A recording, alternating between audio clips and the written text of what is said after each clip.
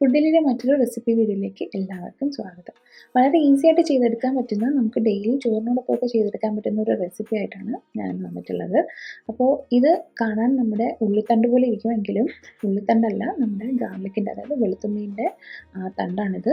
Garlic scapes എന്നാണ് ഇതിനെ പറയുന്നത്. അപ്പോൾ ഇത് ഉപയോഗിച്ചുകൊണ്ടുള്ള ഒരു റെസിപ്പിയാണ് ഇന്നിവിടെ കാണിക്കുന്നത്. അപ്പോൾ നമ്മുടെ വളരെ സിമ്പിളായിട്ടുള്ള നാടൻ തോരൻ്റെ റെസിപ്പിയാണ് ഞാനിവിടെ ചെയ്യുന്നത്. അപ്പോൾ ഇത് ഈ ഗാർലിക് സ്റ്റെമ്മിൻ്റെ കൂടെ നമുക്ക് വേണ്ടത് ഒരു അര സവാളയാണ്. അപ്പോൾ നമുക്കിതൊന്ന് ചെറുതായിട്ട് അരിഞ്ഞെടുത്തിട്ട് വരാം.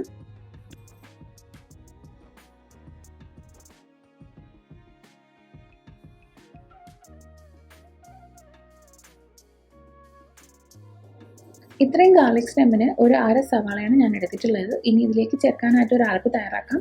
അതിനായിട്ടൊരു 1/4 കപ്പ് തേങ്ങയും കുറച്ച് ജീരകവും അല്പം മഞ്ഞൾപ്പൊടിയും 2 പച്ചമുളകും എടുത്തിട്ടുണ്ട്.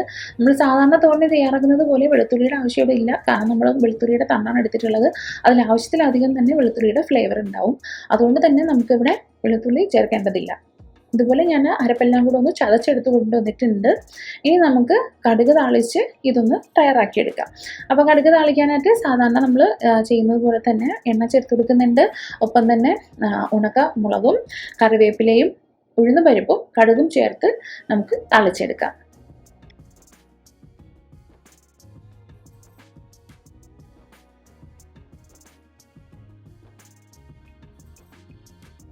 ഉഴുന്ന് പരിപ്പൊക്കെ ചുവന്ന് കടുകൊക്കെ പൊട്ടിക്കഴിഞ്ഞാൽ നമുക്ക് ഈ നേരത്തെ അരിഞ്ഞു വെച്ചിട്ടുള്ള സവാളയും ആ ഗാർലിക്കിൻ്റെ സ്റ്റെമ്മും കൂടെ ചേർത്ത് നന്നായിട്ടൊന്ന് മിക്സ് ചെയ്ത് കൊടുക്കാം.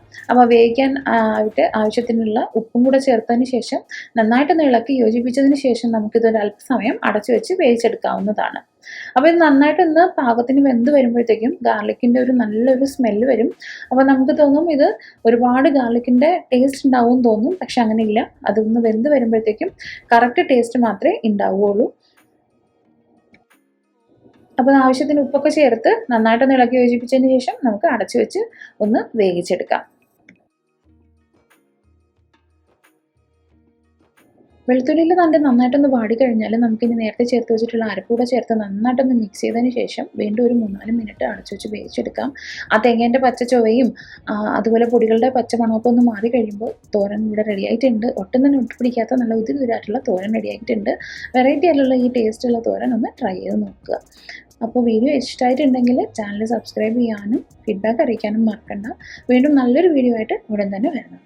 Thank you for watching food daily.